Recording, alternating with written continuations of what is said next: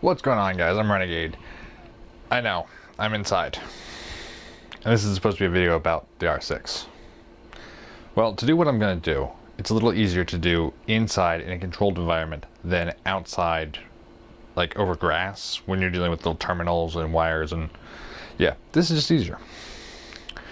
Now, last video, and you'll have to pardon the mess. This is a studio room, so I mean, like, it's got a bunch of random shit. C'est la vie.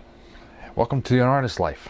Last video you saw me take off the front nose, and I said I had a project to do. Well, I've taken the front nose, and I've taken the headlights out. Why have I taken the headlights out? And of course, I'm working on the floor because it's easier than up on the desk where there's only so much space. We'll get to working on the desk later. There's something that really irritates me about the R6, and that's the headlights. And I don't mean like the shape. Like, I love the front end of the bike, but why does only one headlight come on? Like, why don't both lights come on? That irritates me. It might not irritate everybody, but it irritates me. Now, normally, one eye, we're calling it an eye because it's what it looks like, one eye is the low beam, the other eye is the high beam. So for both to be illuminated, you have to have the high beams on. Well, I don't want to ride around with my high beams all the time. That looks goofy. Now, you of course can go out and you can buy headlight units that fix this, that are LED or HID, halo rings, demon eyes, have the fiber optics in them to run as daytime running lights and turn signals, but for a cheap, decent pair, you're looking at like $200 or more. Now, I'm not bashing the companies that have them. I just don't have that much money. So we're going to do this on the cheap, but good quality, of course. But we're going to fix this. Now, if it irritates you as much as it irritates me, feel free to use this as a how-to video. And of course, if you like the video, please hit the thumbs up, give the video a like. I'll take the opportunity now to say that if you're not already subscribed, please do subscribe. Do hit the notification bell so you get notified when I upload a new video. And if you're interested in seeing all the work that I'm doing on the R6, there's a link to a playlist down below. So, I took all this off because I had a project. Well, a couple projects. So, as I said, I had a couple things in mind that I wanted to do. One was to make it so that both eyes are on. I want to change each of the eyes, each of the headlights, so they are dual beam. Now, like I said, these are single beam, and it means that one only does one thing. Unfortunately, because of the connectors, it's not going to be as simple as just plug in a dual beam and have it work. No, but there's a fairly easy way to do this, and I'm 99% sure it's going to work. The other thing is, I like that daytime running light look, especially with the turn signals. Now, my bike will have the flush mounted turn signals down on the fairings. Really nice look, but they're not as noticeable, I fear, because they are so far down. So, you know, when you're riding down the road, people are looking at you, they're noticing the bike, sure. And as bright as your LED turn signals are, they're looking more at the headlight, more at the rider. They're looking kind of in this area, and the turn signals are down here, where you can't see it. So we're going to take care of that as well. I went ahead and I got these. This is obviously just one. I did get two of them. I'll have a link in the description to these as well in case you want to check them out. These are LED light strips, and they have two colors. One is the daytime running light, and one is the amber that is for the turn signals. But they're not just regular turn signals. Like, they're not just going to sit there and flash. They're going to flow.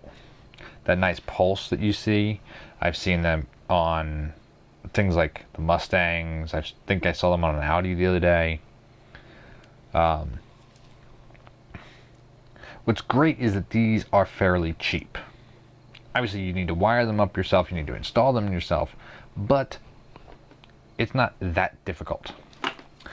One thing to take note of is down the end, I hope the camera will pick this up, there's a letter. Make sure you pay attention, because if not, your strip will flash flow the opposite direction. Like, because you want it to go from the center out. If you swap them, it'll flow from the outside in and just be confusing. I'm sure people will probably get it, but just in case, like, you know. So I actually have the headlight disassembled right now, the whole headlight unit. I'm gonna grab it actually.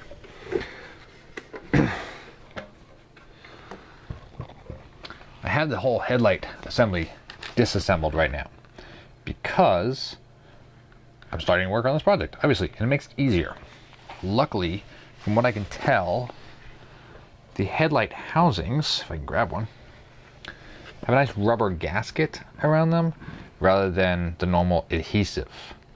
If there is adhesive, just take a heat gun or hair dryer and just kind of warm it up.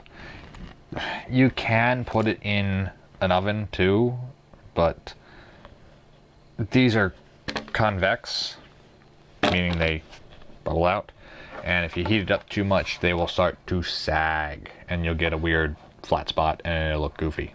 These actually just had clips right here that I just pulled up and just wiggle, wiggle, wiggle, and off. Oh, you'll have to pardon the finger too. I'm healing, and I'm getting there. I took the inside out because I was looking at it trying to figure out where to place everything. This is going to be a multi-step thing, and unfortunately, I don't have everything I need. So tomorrow, I got to go to AutoZone, and I got to get some headlight sockets. But don't worry, we'll get there. First step is installing this. Now, these are cuttable, which means you can actually cut them somewhere along in here. And as long as you cut on the line, they'll still function. Sweet. Thank you for making that easy. Now, I already have one that is installed. I did find that the adhesive on this kind of sucks. It's kind of a drawback. So I'm using what I call Gorilla Snot, what a lot of you would call silicone adhesive gasket maker, to install this. That stuff is tough, and I call it Gorilla Snot because it gets everywhere, so be very careful. Now, when you're putting these in, you need to take into account where they're going to fit. They actually need to have somewhere to sit. Originally, I thought about putting them around the top of the headlight unit, but there wasn't really any place for them to sit. So I thought, you know what, we'll just go down on the bottom anyway. It'll look a little different. I like different. So, take your headlight housing, measure it out, and cut.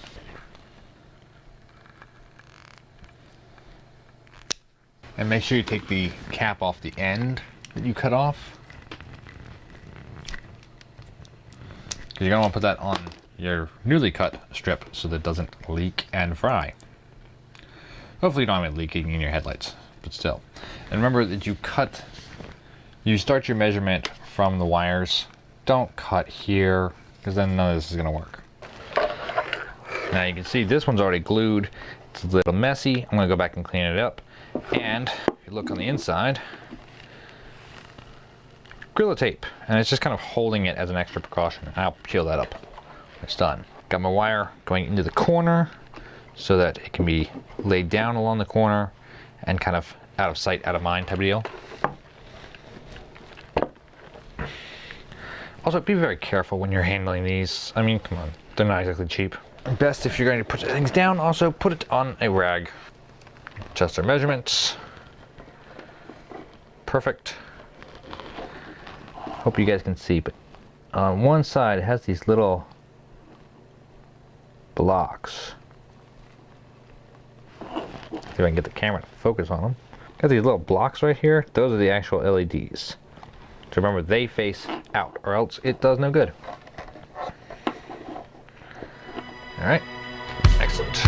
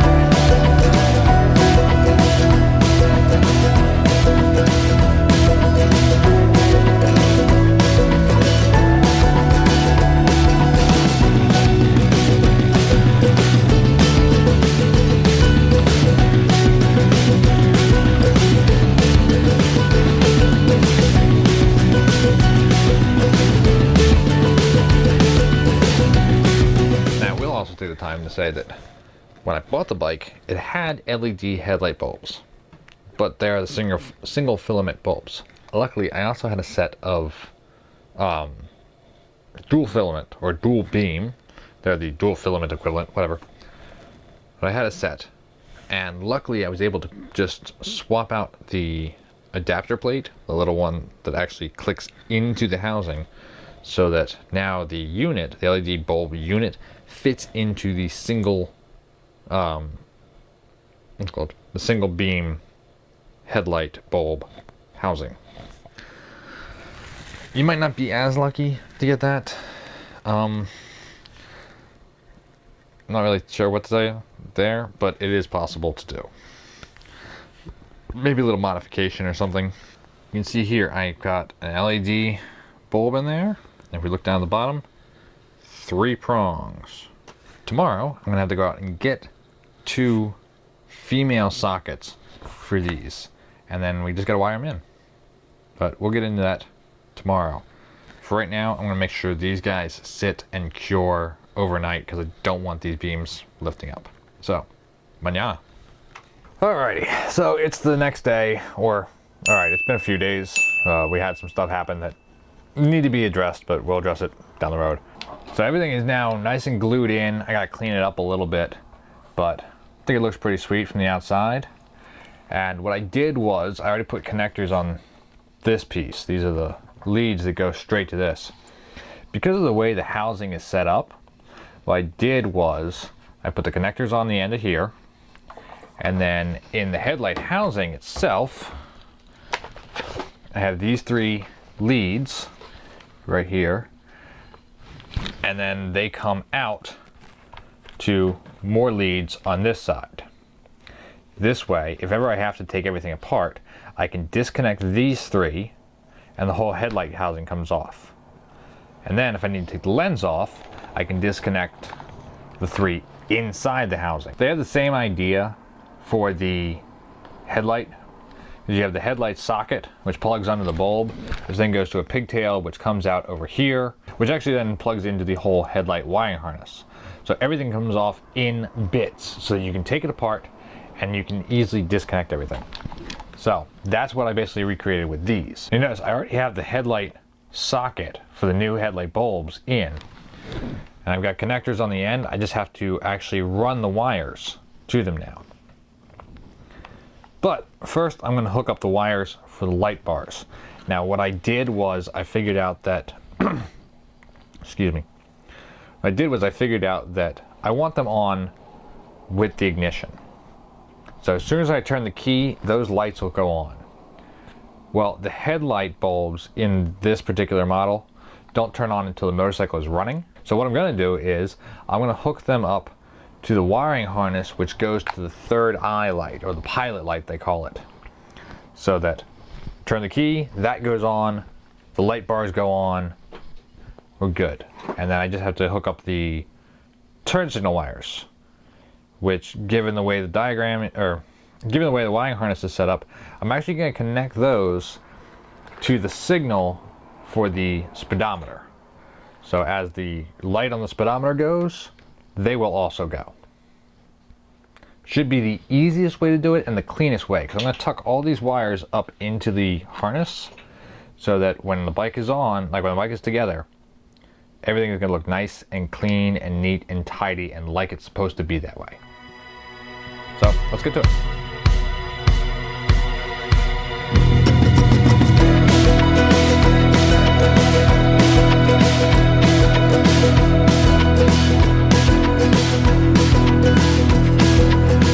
With all those wired up now, all my connectors are secure, everything's hooked up, my light bars are connected to my 3rd eye, at least the white part is. Now I gotta hook up the turn signal section. So I've got a pigtail on either side, and gotta get one of these things. Yamaha service manual. Thanks to this, I know which wires are what, and I know that if I connect my left turn signal to my dark brown and my right to my dark green wire, going to my speedometer, then they will work with the flashers. Then, the only thing left to do is to cut the headlight wires on either side and run the extra wire to connect the high beam on one side to the high beam on the other, and the low beam on one side to the low beam on the other. Really simple. Again, consult your manual and you'll know that the black and green wire on your low beam side is low beam. So clip that, tie it in to the other side where I already put a connector, and then there you go. The black and yellow wire on this side is the high beam. So you'll be able to run it back over to this side and connect it to the high beam wire coming out of the headlight socket that I put in already. That wire connected, I will have full dual beam on this side, full dual beam on this side, as well as obviously having everything else hooked up.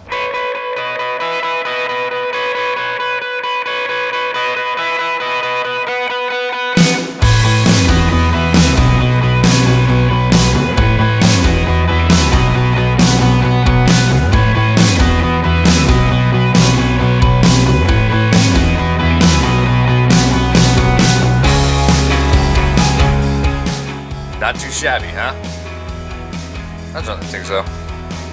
Now, obviously, since I'm inside right now, I had to use a power supply to power everything on, rather than having it hooked up to the bike and using the key and the switches to do it all.